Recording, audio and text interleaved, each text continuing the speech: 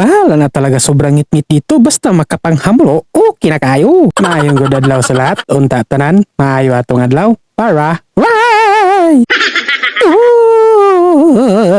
Sa video pala natin ngayon ay mag-a-appeal naman kami ng cottage pair at sinuot ko na naman dito ang aking pinakapawirin na jaketin. Gagawin pala namin ngayon ang cottage pair doon sa Gayon family. Nagagpas-agpas na talaga ako dito dahil mukhang kakaulan nun nasad. Pagka kasi hindi na naman ako makadayon kung mag-ulan na naman. Ang pangit-pangit rabat talaga nitong ulan kapag makahinayak na ito mag-ulan. Hindi na talaga ito undang pagkulay nadi. Kaya nagpunta na ako dito ng layo dahil kukuhain ko na ang aking brom-brom. Mahirap naman talaga ang magkalisod-lisod kung magbaklaya kami mahihilis yung aking bilbili na napakawala na talaga itong nadi.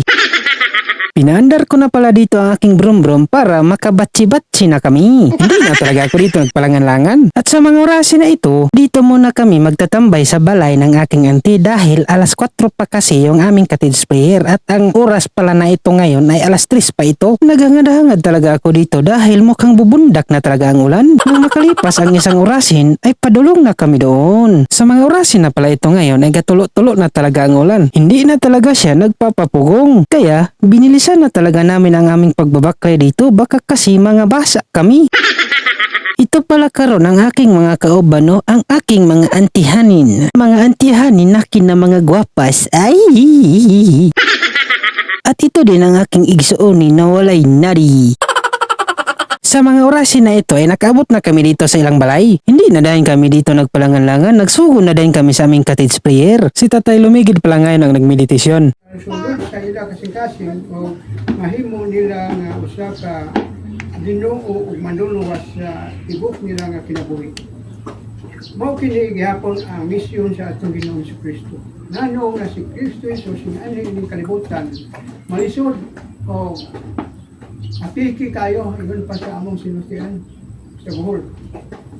Apiki kayo malisod o si Kristo Hesus niyang higyot aron musaksi sa maong kalisod. Tinuod man nga sa diha nga nagapakikupan si Kristo sa iyang mga tinun-an nga 12 ka stories, daghan mga kalisod, daghan mga pag BIBI o mga pagsulay sa kinabuhi nga iya pagani nga gidasig ang iyang mga tinun-an nga ginalutos ako din sa kalibutan. Nang mauman ang aming cottage prayer ay nag-snacks na dahil kami dito. Hamulo na dis! Meron pala ditong bikaw na aking favorito. Meron din pala ditong cake at cupcake. Grabe, ang tada-tada talaga ng kanilang kombinasyon at sasamahan pa dayo ng cookie. Matapos kong makakuha ng mga panghamulo sa lamisa ay dito na malaster na rin ako. Kahit anong plaster pa ako dito ay basta makapanghamulo o wala itong problema. Hamulo na go dito. Nabubusyad talaga ako dito dahil yung biko dito ay sobrang lami. Kaya salamat talaga sa tagbalay nga nag-andam nito. Hindi na talaga ako dito pagkaginawa sa kabusog. Nang matapos na ako dito manghamulo ay ininuman na rin ako nito ng cookie. At dito na nagtatapos ang ating video. Bye-bye!